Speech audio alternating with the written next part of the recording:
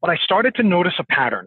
I started to notice that the strengths of the person or the owner or the leader of a company or a division tended to become the strengths of their business.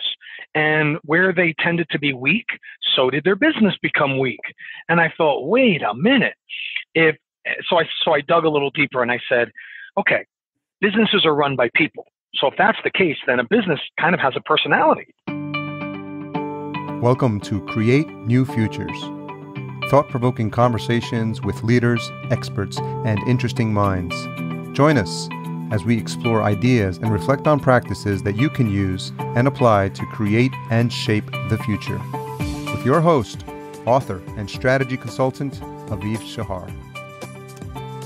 Welcome to Create New Futures, where we develop conversations with leaders and entrepreneurs to explore how you can create new futures for you and for your business.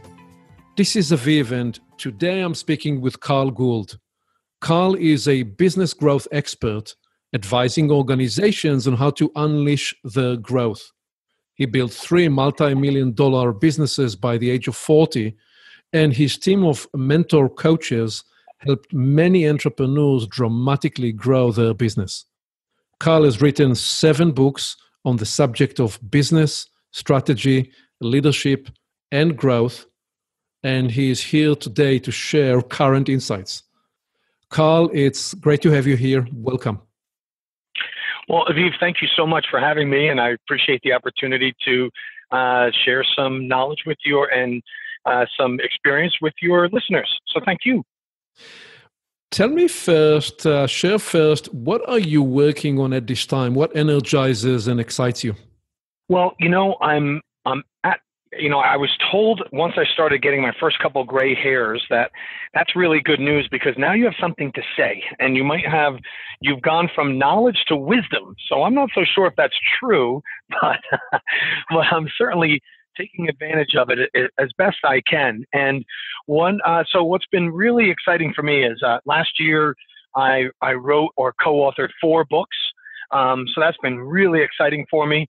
I have a couple of other good ideas. I think they're good ideas coming out. And so I'm really psyched about the content I've been creating recently and how that's fueling the growth of my business. So that's really what's been lighting me up recently. With the focus you have on helping clients grow, what are the biggest challenges that you're seeing, that you're observing for business leaders today? Well, first off is that the landscape of how people buy and how their clients want to be served has changed dramatically.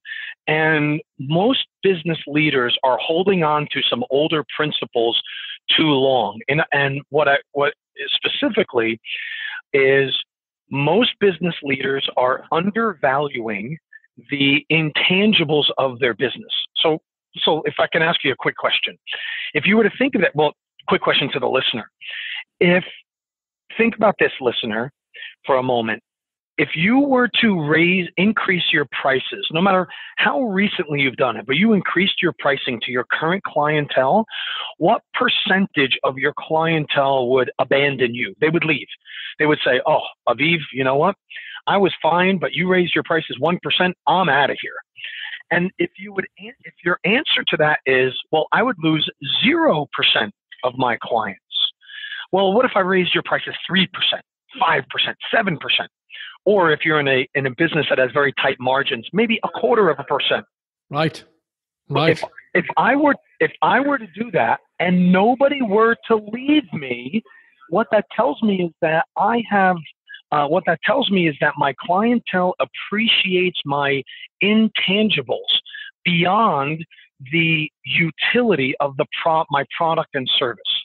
And so that is a great sign. If you could raise your price any percentage at all and have 0 or very little attrition, what they're telling you is, we like you for the relationship we have with you.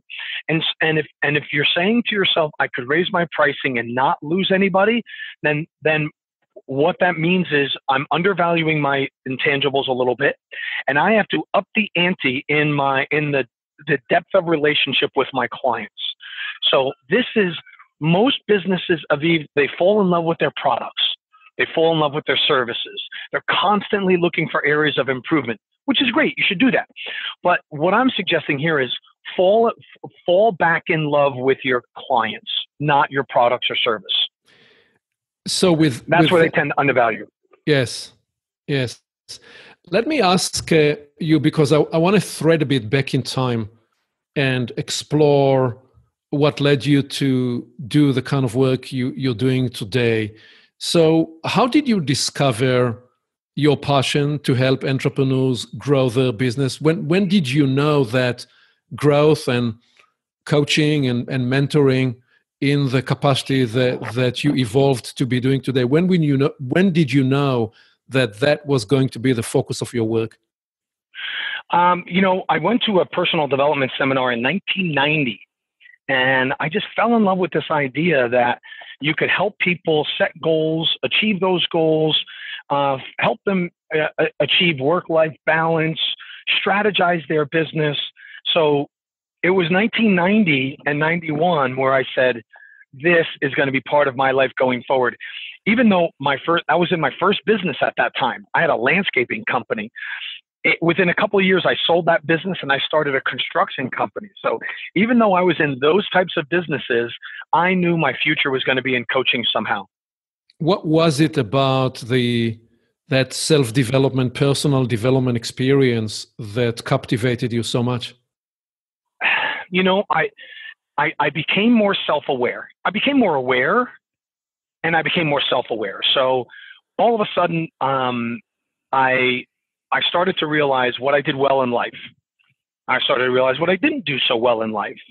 And I was carrying around to that point in my life, just, I was in this bubble. I like any kid is, or anybody, I was self-referral. I was in my early 20s at the time. And to that point in my life, it was all about, getting good grades and then getting into college and then, following through on my studies and playing a sport. So it was all about me getting ready for, the next stage of development in my life. And then I went to the personal development and I said, it opened my eyes to how big the world is. I'd never left. I'm a native of New Jersey, never left the area, grew up in that basic Northeast, never traveled all that much. And I met new people. I heard new perspectives. I heard that, certain challenges that I have in my life, they don't even define them as challenges. They're opportunities.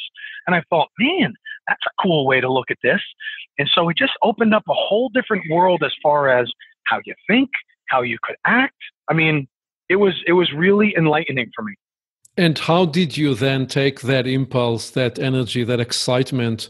What were the next few steps that you practically implemented to create the kind of service and focus really on helping businesses, small and medium businesses grow? How did you do that? How did you make that transition? Well, when I first started coaching, I used to, it's pretty standard practice when you're working with somebody that you do a personality assessment. DISC assessment, Myers-Briggs, some sort of assessment that shows you what your style tends to be, where you might have strengths, where you might have blind spots. And so when I first started coaching, I took that as well. But I started to notice a pattern. I started to notice that the strengths of the person or the owner or the leader of a company or a division tended to become the strengths of their business. And where they tended to be weak, so did their business become weak. And I thought, wait a minute.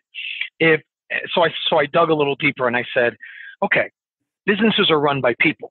So if that's the case, then a business kind of has a personality, right? Even if the business is a robot, it was developed by a person serving people, so it's going to have a personality. And so if I can understand the person, can I understand the corresponding business functions? And it turns out you can. So one of the ways I learned to make very significant impact with our clients early on was if I could understand the strengths and blind spots of the owner, I could understand the correlating strengths and blind spots of the business. And then I could dive right in on those blind spots or weaknesses and make immediate impact. And what I found was that the person was very coachable in that area at the same time. And was that the formative experience that then inspired and led you to developing and articulating the 7 stages of small business success? Right on. That was the growth model that I created. That's the growth model that I created. And that shows people a very specific path from, to growth. And so let me ask you about that, because you describe in the 7 stages of small business success the first stage of business as the strategic planning stage. When a dream is born, you describe it as such. What are the top reasons as to why a business never gets off the ground and stays arrested in the planning stage? Well, so those are two slightly different questions. And so why does a business not get off the ground? Well, sometimes, Aviv, I'm sure this happened to you. Well, maybe this hasn't happened to you, but it certainly happened to me. In my head, I've got this great idea. Like every idea in my head seems to be a great idea. And then I start to put it on paper or I start to explain it to somebody else. And as I'm saying it, it doesn't sound like such a great idea anymore. My great idea evaporated on me. And so sometimes a business won't get off the ground because the idea itself has not been fully formulated. Now, the other reason why, and you choose not to launch it, like I remember, I don't know if you know this, but I invented the cloud. I did. I remember 10 years ago. Yep. You should laugh because I invented it, but I didn't do anything about it. I remember sitting there at my computer one day saying, why am I fighting with my computer to learn how to store all my documents, and it crashes and all this? Why doesn't Microsoft or Apple, there wasn't even Google at the time, why don't they house it? And I just log in and all my stuff is there. Because I had some software that you could do that and some that you couldn't. And so I invented the cloud, but I didn't do anything about it. So I didn't take any action. So it didn't go anywhere. But what a great idea when the rest of them finally, took on my idea. I should have at least patented it or something. I would restate or reframe. I know why you're saying what you're saying. You imagined the cloud. I don't know that you invented the cloud, but at least it is provocative to make the point about moving from planning into implementing and taking action. I believe you call stage 2 the specialty stage, and I think you qualify that, or you define that as the stage when a job is born. What is that stage about? So a job is born, meaning in stage 1, when, and the second part of your answer before is why they don't get off the ground, is sometimes the planning is just never done. And so in stage 1, we like to create a strategic plan, get those great ideas out of your head onto paper so it's compelling and inspiring. And so a job is born when you share your idea, you tell people about it, and they buy into your idea. They buy your subscription or your product or your service or whatever. And all of a sudden, you're now in business. So you've created yourself a job. Okay. Now, even if you're a product-based business or you're eventually going to scale, even in the beginning, Bill Gates bought himself a job. Steve Jobs bought himself a job in the beginning. They were the salesman, the manufacturer, the licensor, whatever. Okay. They had all those roles. But in the beginning, in stage 2, a job is born because you have in your plan created a specialty. You've created a specialty, your area of expertise. And you have, and so you've established that authority. Right. You establish that authority. Yeah. It's based. Right? So you must develop in this stage some kind of authority or even thought leadership. And the reality is that many people fail to do that. So many people get arrested in not even fulfilling or actualizing the full potential of stage 2 in failing to build the authority and thought leadership that enables them to command a market. Correct. So and during that stage too, we're not only going to announce our authority, we're also going to finalize our go-to market strategy. We're also going to find out how much can we charge for this service? How often is somebody going to buy it? What's the volume of the purchases when they buy, right? And how are, and so we know the frequency, the duration, the amount, and what the product is. That gives us a full go-to market strategy and helps us become the expert. So describe, please, Carl, then the third stage in your framework, and why did you call that stage the synergy stage? What is that stage about, and also what are the leadership requirements as businesses evolve to that third stage?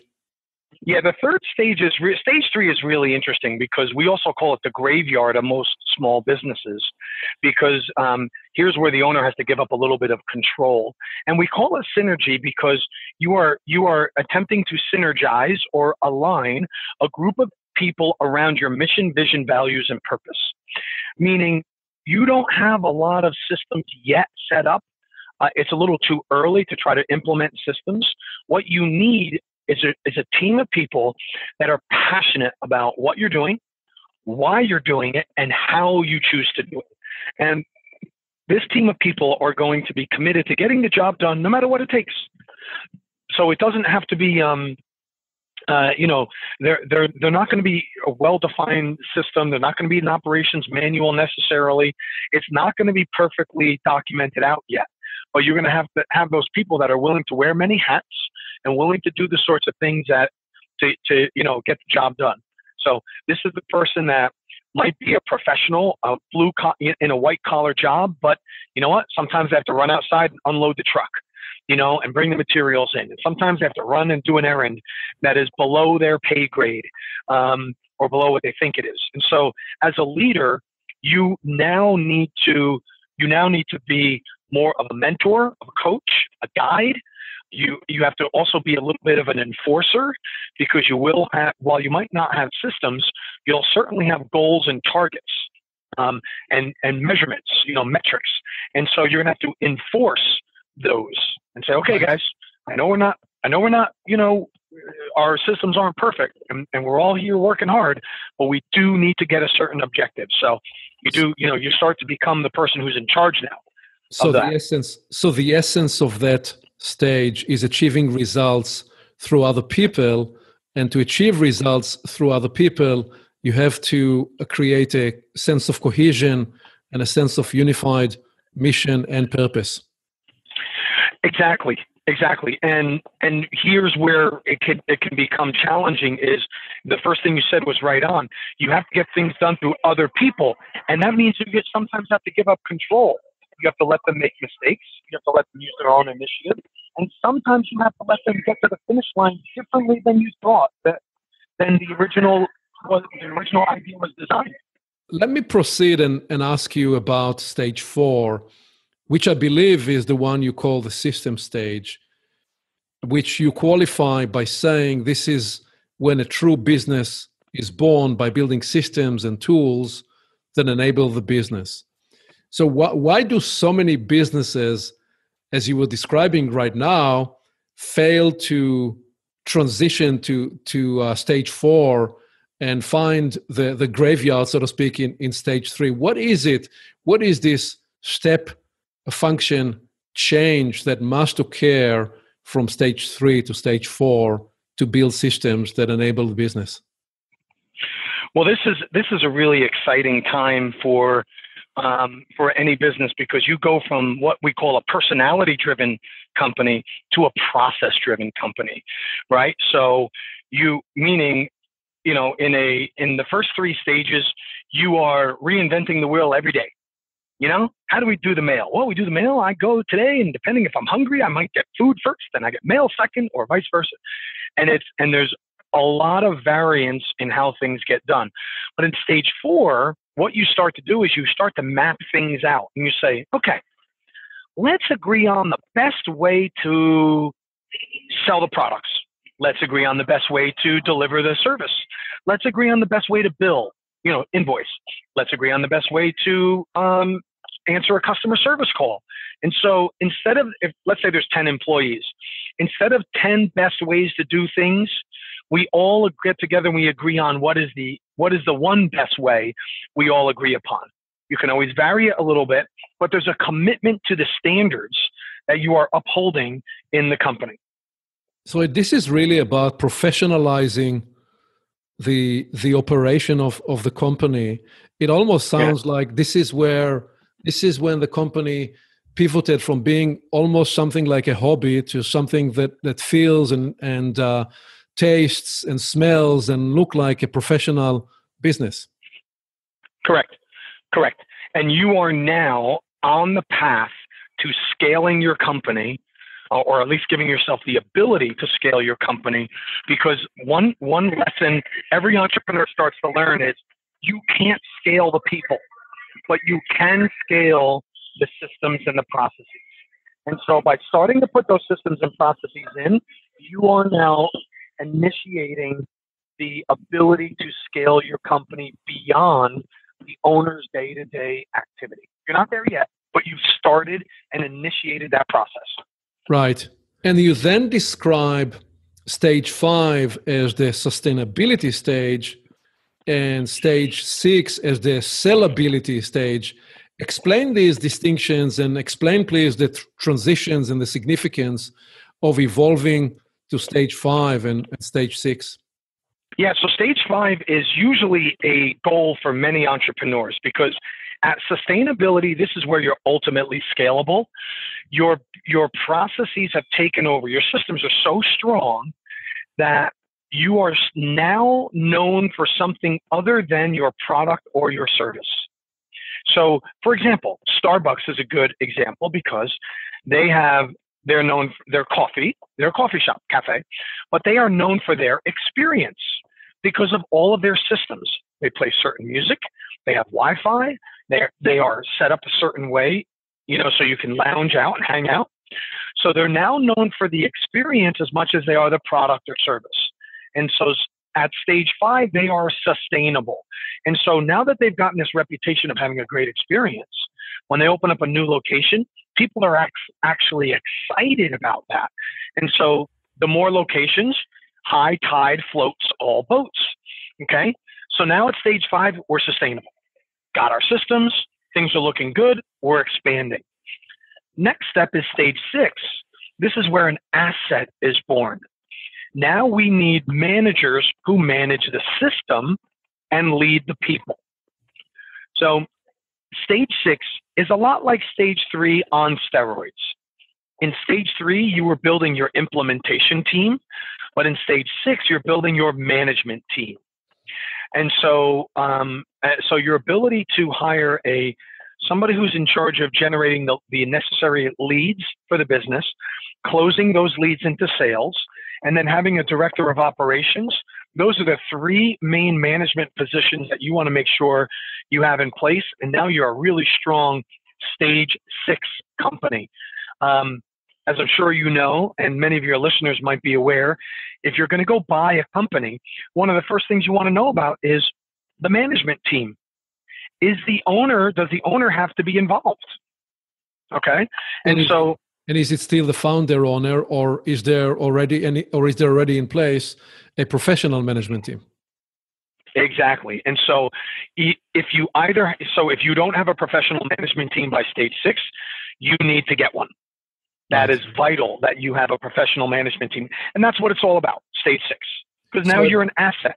So a business can choose to stay for a good run in what you call the stage 5, the sustainability stage. Oh, sure. If at some point you want to convert the asset into a different form of equity, essentially sell the business, you have to establish those systems that, especially the professional management team, that will make that asset very attractive purchase for somebody else to get involved in.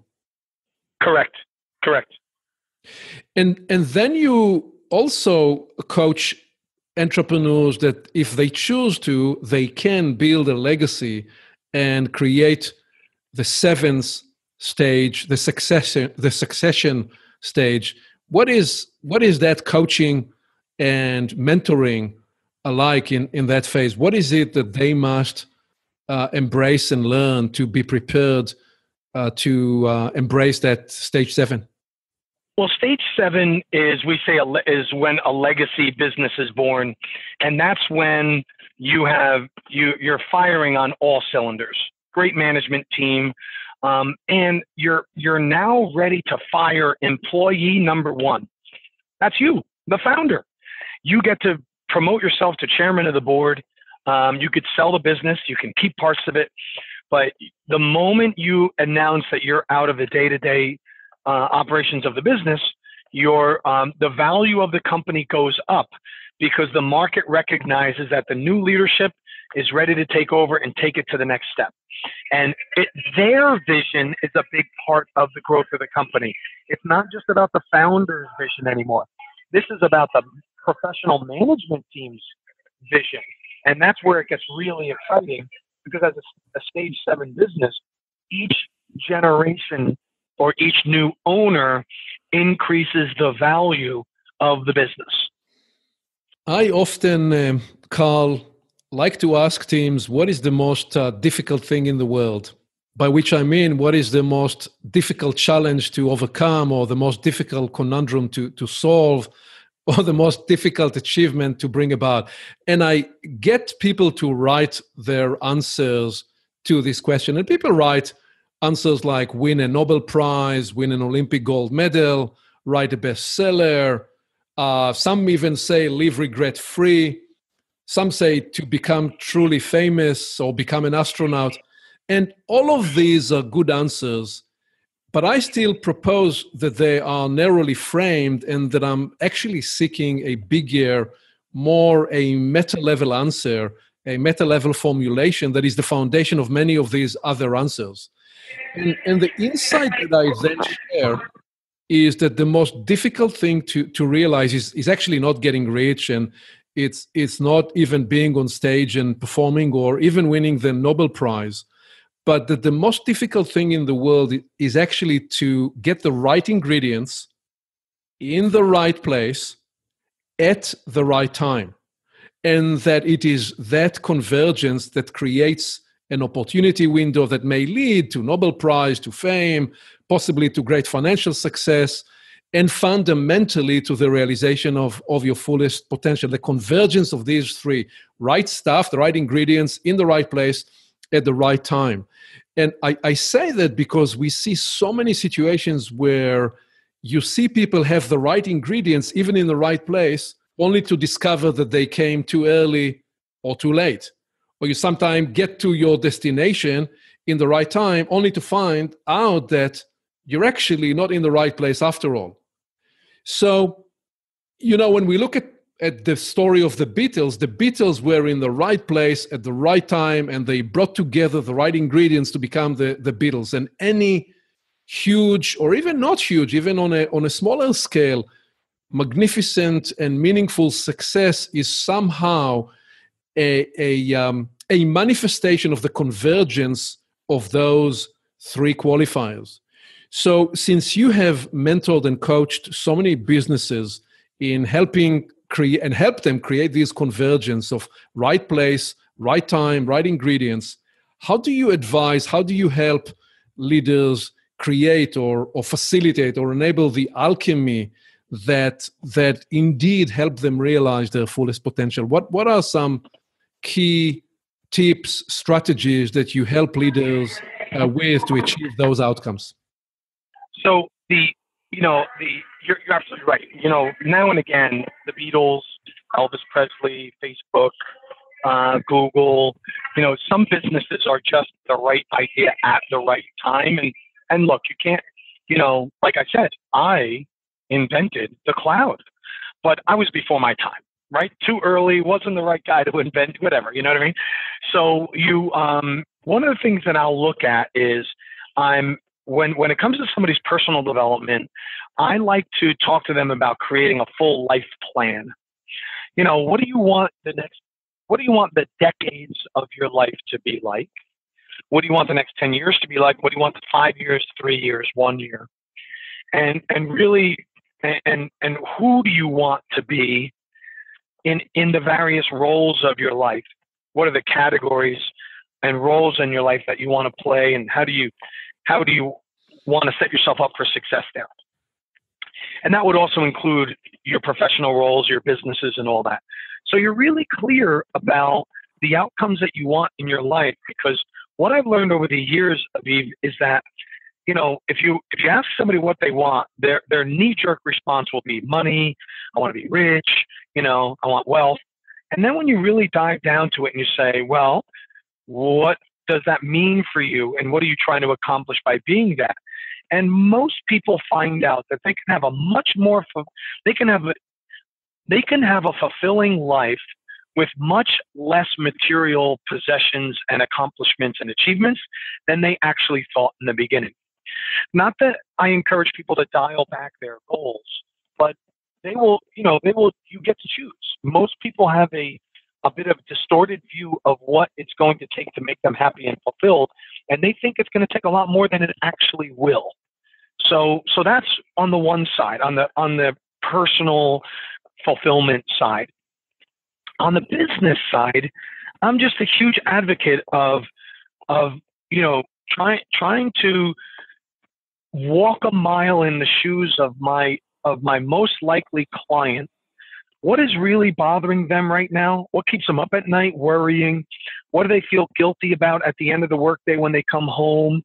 And what are the events and scenarios of their life and business that are going on right now that make working with me a necessity, a must, an urgency? And if I combine those two, I will have a fulfilled leader who really understands their client and is doing the work they love the way they love to do it.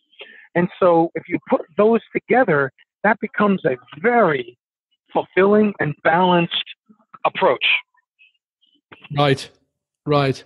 I know you have a flight to catch in a few minutes, so let me just wrap it up with 2 or 3 final questions. First, curious, who is the 1 or 2 most influential mentors that shaped your approach and your philosophy, if you can share that, please? Sure. So very early in my career, the personal development seminar I went to was a guy by the name of Tony Robbins, which Right. that was very influential to learn his methodology and his approach. I later took a course on organizational life cycles. I got a certification through the Adizes Institute in California, and Yes. Ichak Adizes was very influential in my life in that not only did I learn a lot from him, but he and I had the chance to get to know each other personally, and he was actually the one who encouraged me to publish my methodology. And I didn't even realize it was much of a methodology, but after explaining it to him, he says, hey, you really have something here. You ought to publish it. And he was the one that encouraged me down that path. And it was very, very fruitful. I very, very grateful for that. I come from a big family, and, I've got 4 brothers, 5 sisters, and, my parents and my family's always had a big impact on me. They've oftentimes taught me what I should do and sometimes taught me what I shouldn't do. But I've always taken a lot of valuable lessons from that and use my family as a real source of inspiration. So throughout my life, those are the people that help mold and shape who I am today. Wonderful. Carl, where will you be in 10 years? Where will I be in 10 years? Well, you know what, Aviv, I have a feeling that if you and I are talking 10 years from now, I'm probably running through an airport somewhere. But in 10 years from now, I want to be able to impact people on a greater scale through sharing the experiences that I've had over the years. I've collected a huge amount of data about the leaders we've worked with, the countries we've worked in, and the businesses that we've had the chance to touch. And I want to spend the next 10 years sharing, giving that data back alongside with those distinctions and observations, so I can pass the baton to the next group of leaders, and they can make it even better than I was able to make it. So that's where I hope to be. Finally, as we bring this to landing, what parting wisdom do you want to offer to people listening to create new futures? Well, 20 years ago, I was in a business that ran me as much as I ran it. I was not happy. I was stressed out, burnt out.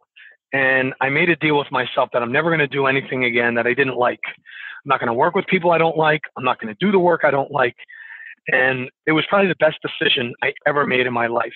And I got to tell you, back in 1996, when I decided I want to be a professional coach, there wasn't really the industry that it is today. And so the average coach at the time made $23,000 a year, according to a major survey at the time. And that was not even enough to live on. And I left a successful construction company so I can get into an industry that didn't exist, and any people that were even practitioners in it were making no money. And it sounded crazy at the time, and sounds kind of crazy as I'm saying it to you now, but I think it's the best decision I ever made. And one of the things I've learned is that there's a lot of ways in this life to make money. But you know what? I stopped working the day I got into coaching. And I wish that for every person that listens to this, that they find what truly lights them up. They do the work that they enjoy with the people they enjoy, and it's going to be a whole lot more fulfilling for them. Life is too short and too precious to spend your most critical currencies, which is energy and time, in something you hate doing. You'd rather find something that's enjoyable and enriching and renewing you, and call it a job and call it work, and it will fulfill you for the rest of your life. Absolutely. No question about it. Thank you so much. Wonderful to catch up with you, I think in somewhere in one airport or another, and appreciate all the wisdom you shared with us today. Well, Aviv, thank you so much, and I hope this was valuable for your listeners. One of the gifts that we like to give to anyone that's listening in on one of your podcasts is we offer a free, what we call business analysis. So if any of your listeners want to take us up on it, just go to carlgould.com, and on the contact page, just send us a note, put in business analysis. We'll take it from there and make sure we get you on the path of growing your next great idea. And we'll have all the links and the ways to connect with you on the show notes. Thank you again, Carl, very much. Oh, anytime. Thanks again. Here we are. We've landed this Create New Futures journey, and it's your time to take action, to create your new future. Here are a few steps you can take this week. First, create an inventory of your life. Do you enjoy your work? Do you enjoy the people you work with? What would make your professional experience even more energizing and enjoyable? Life is too short to spend your most precious time in something you really do not enjoy. Second, imagine where you want to be in 10 years from now. What will excite you? And what will make you most proud? Develop the roadmap to your vision. What capabilities and systems must you develop? What must you learn? And how do you need to evolve to achieve and create the future you imagine? Third, build the support system and the dream team you need. What support and help do you need? Who are the mentors and the coaches that will help you catalyze that growth? What concrete actions will you take in coming days to create movement towards your desired future? Okay, one more thing. You can reach me directly by phone and on email to explore how we can help you and your team create your new future. See you next time.